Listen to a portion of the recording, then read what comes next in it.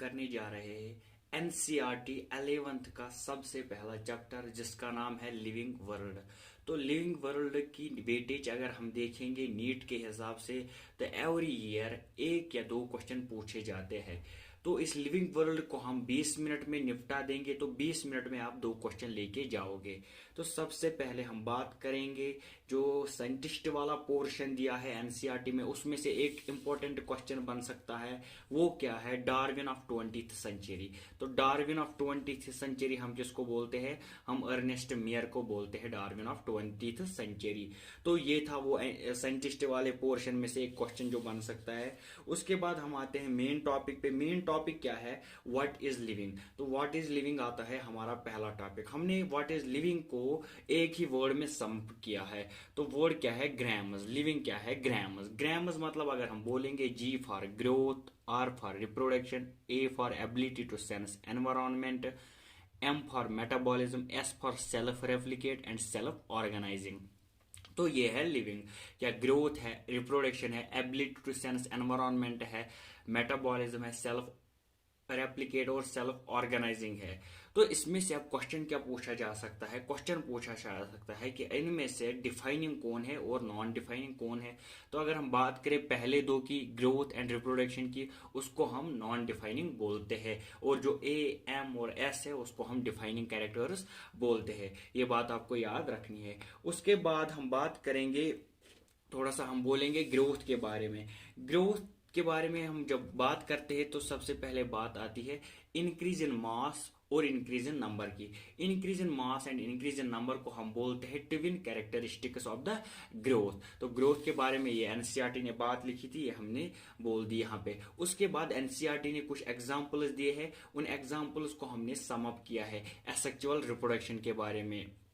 तो क्या बोलता है कि फंजे स्पोर्स के मदद से एसेक्सुअल रिप्रोडक्शन करता है, और जो यीस्ट है, हाइड्रा है, वो बडिंग की मदद से एसेक्सुअल रिप्रोडक्शन करता है, और जो फिलामेंटस एल्गा है या प्रोटोनिमा ऑफ मॉजिस है वो फ्रेगमेंटेशन की मदद से रिप्रोडक्शन करता है, और जो प्लेनेरिया है वो with the help of the regeneration asexual reproduction करता है। ये कुछ एग्जांपल्स थी जो एनसीईआरटी ने दी, तो हमने एक ही जगह पे इनको सम अप किया है। तो उसके बाद हम सीधे चलते हैं बायोडाइवर्सिटी पे। बायोडाइवर्सिटी के बारे में जो लिखा है कि बोला गया है अभी तक 1.7 to 1.8 million species known and described है। तो उनमें से 1.25 एनिमल्स हैं और 0.5 प्लांट्स है। ये डाटा एनसीईआरटी ने दिया जो हमने अभी आपको बताया। तो उसके बाद हम बात करेंगे टैक्सोनॉमी की। तो टैक्सोनॉमी क्या बोलती है? टैक्सोनॉमी जो इंपॉर्टेंट सेटअप्स है वो हम देखेंगे क्या क्या है।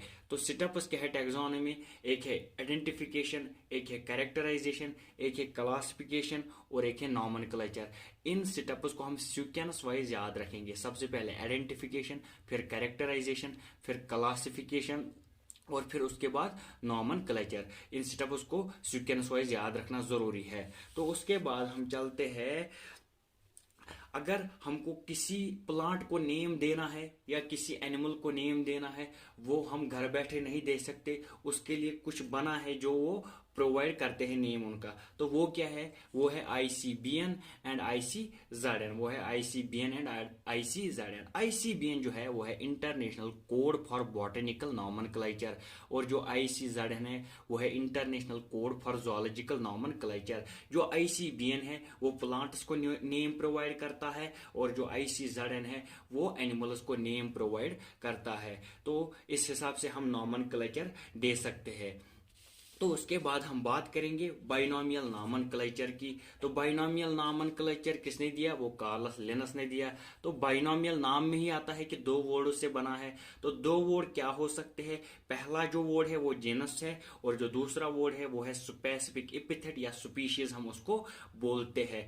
तो लेकिन इसमें कुछ रूल्स आपको याद रखने हैं। जो जीनस का फर्स्ट लेटर है, यानी यहां पर अगर हम देखेंगे मैंजीफेरा में जो पहला लेटर है वो कैपिटल में है, और जो स्पीशीज का पहला लेटर है वो स्मॉल लेटर है। तो पहला लेटर जीनस का कैपिटल होगा और स्पीशीज का पहला लेटर स्मॉल होगा। उसके बाद बात करेंगे, अगर हैंड रिटन हम लिखेंगे तो उसको अंडरलाइन, सेपरेटली अंडरलाइन करना जरूरी है।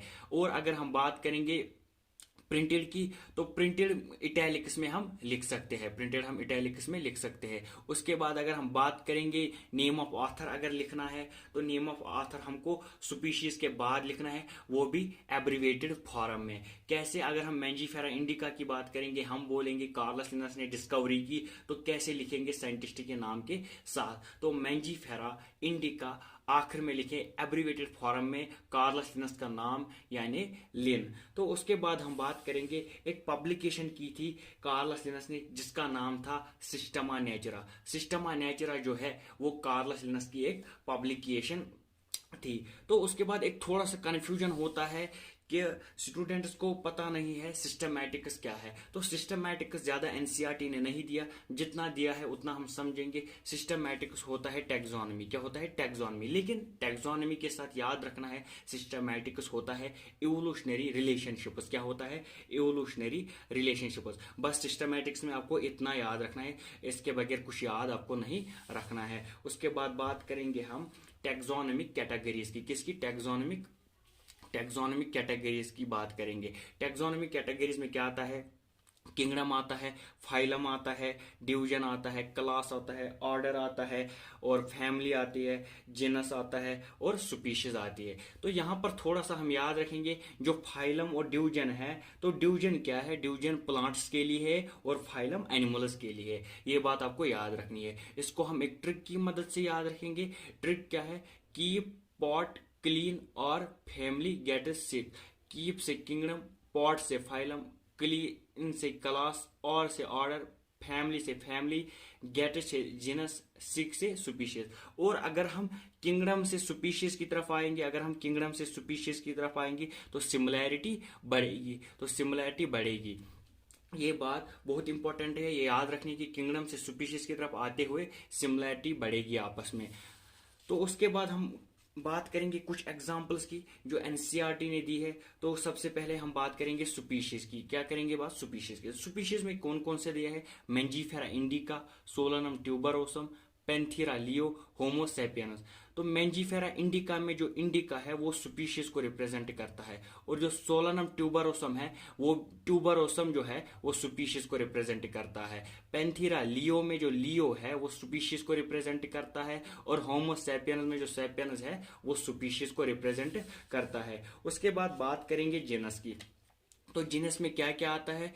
पेंथीरिया और सोलनम। जो पेंथीरिया है उसमें क्या आता है? उसमें लियो आता है, पैराडस आता है, टाइग्रेस आता है, और सोलनम में क्या आता है? पोटैटो और ब्रिंजल। ये जो लियो है, पैराडस है, टाइग्रेस है, ये क्या है? ये सुपीशीज है। तो एक जीनस में बहुत सारे सुपीशीज हो सकते हैं। उसके बाद बात करेंगे हम फैमिली की। तो फैमिली कौन कौन दी है एनसीईआरटी ने? तो फैमिली दी है सोलानेसी दी है, फेलाइडी दी है, और कैनेडी दी है। तो सोलानेसी में जो जीनस आएंगे वो क्या आएंगे? सोलनम आएगा, पेटूनिया आएगा, दतूरा आएगा। और फैलाडी में जो जीनस आएगा वो आएगा फेलिस, पैंथीरा, और कैनेडी में डॉग। यानी फैमिली में बहुत सारे जीनस हो सकते हैं। इन एग्जाम्पल्स को याद रखेंगे। उसके बाद बात करेंगे ऑर्डर की। ऑर्डर में हम देखेंगे तो ऑर्डर पॉलीमोनियल्स दिया है किसने? एनसीईआरटी ने। पॉलीमोनियल्स में जो दो फैमिली आती है वो कौन सी आती है? कन्वोल्वुलेसी एंड सोलानेसी। और ऑर्डर कार्निवोरा दिया है जिसमें कॉनिडी आती है और फैलाडी आती है। इस ऑर्डर को हम याद रखेंगे। तो उसके बाद बात करेंगे हम क्लास की। तो क्लास मैमलिया दिया है एनसीईआरटी ने। तो मैमलिया में दो आते हैं, प्राइमेटा और कार्निवोरा। तो ऑर्डर दो आते हैं, कौन कौन? प्राइमेटा और कार्निवोरा, ये दो ऑर्डर आते हैं। उसके बाद आता है मोस्ट इंपॉर्टेंट चीज। मोस्ट इंपॉर्टेंट चीज क्या है? टेबल 1.1। इससे मोस्ट फ्रिक्वेंटली क्वेश्चन बनते हैं। तो टेबल 1.1 की अगर हम बात करेंगे, सबसे पहले हम बात करेंगे कॉमन नेम। तो कॉमन नेम क्या है? कॉमन नेम है मैन। और उसके बाद हम बात करेंगे बायोलॉजिकल नेम की। तो बायोलॉजिकल नेम क्या है? Homo sapiens. उसके बाद बात करेंगे जेनस। जेनस है होमो, फैमिली है होमिनिडी, ऑर्डर है प्राइमेटा, क्लास है मैमेलिया, और फाइलम है कॉर्डेटा। फाइलम है कॉर्डेटा। तो ये है चार्ट टेबल 1.1। इसको याद रखने की थोड़ी सी ट्रिक अगर मैं बताऊंगा आपको तो कैसे आप इसको याद रख सकते हैं। पहले मैं बताऊंगा जो फैमिली, ऑर्डर और क्लास है इससे मोस्टली क्वेश्चंस बनते हैं। तो इसको हम कैसे याद रखेंगे? इसको हम रखेंगे याद, हमारा पीएम, हमारा पीएम, हमारा पीएम, चाय वाला, यानी हमारा से होमिनिडी, पी से प्राइमेटा, एम से मैमेलिया, चाय वाले से कॉर्डेटा। उसके बाद हम बात करेंगे हाउस फ्लाई की। कॉमन नेम है हाउस फ्लाई, बायोलॉजिकल नेम है मस्का डोमेस्टिका, जेनस है मस्का, फैमिली है मस्कैडी, ऑर्डर है डिप्टेरा, क्लास है इंसेक्टा, फाइलम है आर्थ्रोपोडा। तो इसको हम याद रखने की थोड़ी सी ट्रिक आपको बताएंगे। तो हम चलेंगे सीधे महेंद्र सिंह धोनी की ओर। तो महेंद्र सिंह धोनी, जिसको प्यार से सब माही बोलते हैं, तो माही जब छक्का मारता है तो बैट से एक अलग साउंड आती है। तो उसी के हिसाब से हमने ट्रिक बनाई है कि माही ने म्यूजिक दिया। माही मतलब मस्का, ने म्यूजिक, म्यूजिक मतलब मस्केडी, दिया, डी से डिप्टेरा, आई से इंसेक्टा, ए से आर्थ्रोपोडा, माही ने म्यूजिक दिया। तो ये ट्रिक भी हमने याद की। उसके बाद हम चलते हैं सीधे मैंगो पे। तो मैंगो की बात करेंगे। तो मैंगो की अगर हम बात करेंगे, कॉमन नेम है मैंगो, बायोलॉजिकल नेम है मैंजीफेरा इंडिका, और जेनस की बात करेंगे मैंजीफेरा है, फैमिली की बात करेंगे एनार्केडिएसी है, और ऑर्डर की बात करेंगे सेपेंडेल्स है, और उसके बाद क्लास की बात करेंगे डाइकोटलेडोना है, और अगर हम बात करेंगे डिवीजन की तो क्या है एंजियोस्पर्मिया। क्या है एंजियोस्पर्मिया। इसको हम कैसे याद रख सकते हैं? तो अगर हम याद रखेंगे मैंजीफेरा यानी मैंगो, मैंगो को बोलते हैं उर्दू में या हिंदी में आम, क्या बोलते हैं आम, तो आम। और एनार्किडिएसी से क्या याद रखेंगे अनार, एनार्किडिएसी से याद रखेंगे अनार। अब क्या होता है, जो आम और अनार है वो दो पेड़ है बगल बगल में लगाए गए हैं।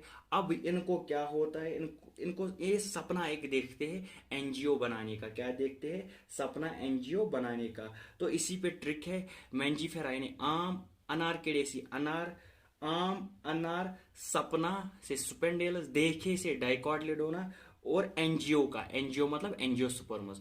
आम अनार सपना देखे एनजीओ का, आम अनार सपना देखे एनजीओ का। उसके बाद अगर हम बात करेंगे किसकी, वीट की, तो कॉमन नेम वीट है। उसके बाद जो बायोलॉजिकल नेम है ट्राइटिकम एस्टिवम है, और जो जेनस है ट्राइटिकम है, फैमिली जो है पोएसी है, ऑर्डर पोएलस, और सी से है यानी क्लास मोनोकार्टिलेडोना, और क्या है डिवीजन एंजियोस्पर्मिया। तो इसको मैं बताऊंगा कैसे याद रखना है। वो जो पहले पहले आता था, एक ऐड आता था टीवी पे, वो डोकोमो का, डोकोमो डोकोमो आता था। क्या आता था? डोकोमो। उसी हिसाब से हम इसको याद रखेंगे। कैसे याद रखेंगे? पोमो, पो से पोएसी, पो से पोइल्स, और मो से मोनोकॉटिलेडोना। इसको हम ऐसे याद रखेंगे। तो ये थे टेबल 1.1 जो कि आपको याद रखना है।